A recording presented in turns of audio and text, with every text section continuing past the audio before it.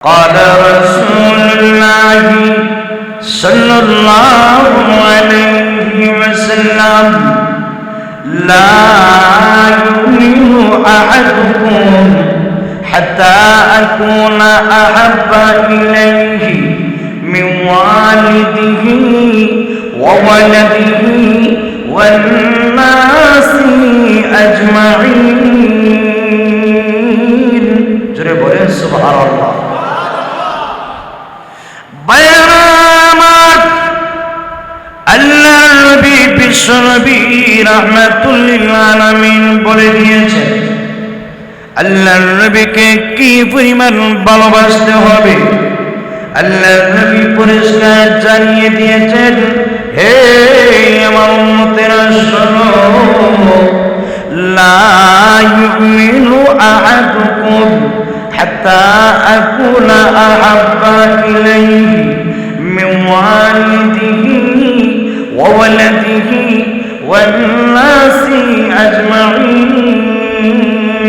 হে আমার উম্মতেরা, তোমাদের কেউ ততক্ষণ পর্যন্ত কামিল মুমিন হতে পারবে না। আল্লাহ নবী বলেন, হাত্তা আকুনা আহাব্বা ইলাইহি, যতক্ষণ আমি নবী তার কাছে প্রিয় হব। কার থেকে? তার মা বাবা, সন্তান সন্ততি, সব কিছুর চাইতে আমি নবী যতক্ষণ পর্যন্ত তার কাছে প্রিয় না হব। আল্লাহ নবী বলেন, উম্মত রে, তুমি কামিল মুমিন হতে পারবে না।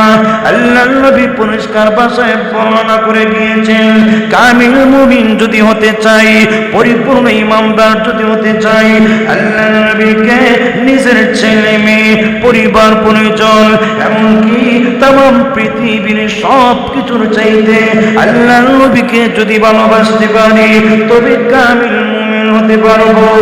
এর আগ পর্যন্ত যতই দাবি করি না কেন, আল্লাহর কসম দাবি করতে পারি কামিল পরিপূর্ণ ইমানদার হওয়া সম্ভব না। জোরে কোন ঠিক কিনা? লক্ষ্য করে তাকে দেখুন, আল্লাহর নবীর সাহাবী হযরত ওমর রাদিয়াল্লাহু আনহু, নবীর জালিলুল কদর সাহাবী, আল্লাহর নবী যাকে দুনিয়াতে সনদ দিয়েছেন হযরত ওমর জান্নাতি। আল্লাহর নবী পরিষ্কার ভাষায় জানিয়ে দিয়েছেন, আবু বকর ফিল জান্নাহ, আমার সাহাবী আবু বকর জান্নাতি, ওমর ফিল জান্নাহ। আল্লাহর নবী জানিয়ে দিয়েছেন, ওমর জান্নাতি, উসমান ফিল জান্নাহ, উসমান জান্নাতি, আলী ফিল জান্নাহ, আলী জান্নাতি, তালহা ফিল জান্নাহ, তালহা জান্নাতি, সুবাইর ফিল জান্নাহ, সুবাইর জান্নাতি, সাদ ফিল জান্নাহ, সাদ জান্নাতি, সাঈদ ফিল জান্নাহ, সাঈদ জান্নাতি, আবু উবাইদা ফিল জান্নাহ, আবু উবাইদা জান্নাতি। আল্লাহ নবী নাম ধরে ধরে 10 জন সাহাবীর নাম উল্লেখ করেছেন। দুনিয়ার মানুষ শোনো, আল্লাহর নবী 2 নম্বর পর্যায়ে যে মানুষটার নাম উল্লেখ করেছেন, উনি হলেন ফারুক আদম ওমর রাদিয়াল্লাহু আনহু। জোরে বলেন সুবহানাল্লাহ। ওমর রাদিয়াল্লাহু আনহু মুসলমান হওয়ার পরে আল্লাহ ইসলামকে শক্তিশালী করে ফেললেন। ওমর কালিমা পড়াই আল্লাহর নবীকে ডাক দিয়ে বলেন, আল্লাহর নবী গো, ইয়া রাসূলুল্লাহ, ইয়া হাবিবাল্লাহ, নবীজি যে ধর্ম গ্রহণ করেছি, এই ধর্ম সঠিক না বেঠিক?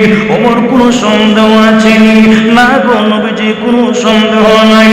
ওমর রে, যে ধর্ম তুমি গ্রহণ করেছো, এই ধর্ম যে সঠিক, কোনো সন্দেহ নাই, যারা পরিমাণ কোনো সন্দেহ নাই। ইয়া রাসূলুল্লাহ, ইয়া হাবিবাল্লাহ, ওগো নবীজি, এই ধর্মের জন্য যদি আমি জীবন দিয়ে দিই, আল্লাহর নবী গো, ইসলামের জন্য যদি আমি জীবন দিয়ে দেই, আল্লাহ আমাকে বিনিময়ে কি দান করবেন? আল্লাহর নবী ডাক দিয়ে বলেন, ওমর রে, ইসলামের জন্য যদি জীবনটা দিয়ে দাও, আল্লাহ তোমাকে জান্নাত দান করবেন। ইয়া রাসূলুল্লাহ, ইয়া হাবিবাল্লাহ, জানতে চাইবো আলাসনা আলাল হক নবী, ওগো নবীজি আমরা কি হকের উপর নই? ওগো নবীজি হকের উপর থেকে যদি জীবনটা দিয়ে দেই আল্লাহ কি জান্নাত দান করবেন না? আমার কোনো সন্দেহ নাই। ইয়া রাসূলুল্লাহ আমাদের প্রতিপক্ষ যারা আছে ওরা যদি বাতিলের উপর জীবনটা দিয়ে দেয় এরা কি জাহান্নামী না?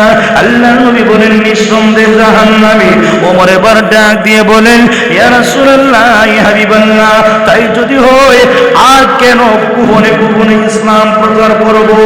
আর গোপনে নয়, এবার চলুন খানায়ে কাবার সামনে গিয়ে খাত্তাবের ফুলা ওমর প্রকাশ্যে কালিমার দাওয়াত দিব। ওমর দেখে নিবে ওমরের মোকাবেলা কে করে। হযরত ওমর খানায়ে কাবার সামনে গিয়ে প্রকাশ্যে কালিমার দাওয়াত দিলেন। একটা বেঈমান কাফেরও ওমরের মোকাবেলা করার সাহস পায় নাই। জোরে বলেন সুবহানাল্লাহ।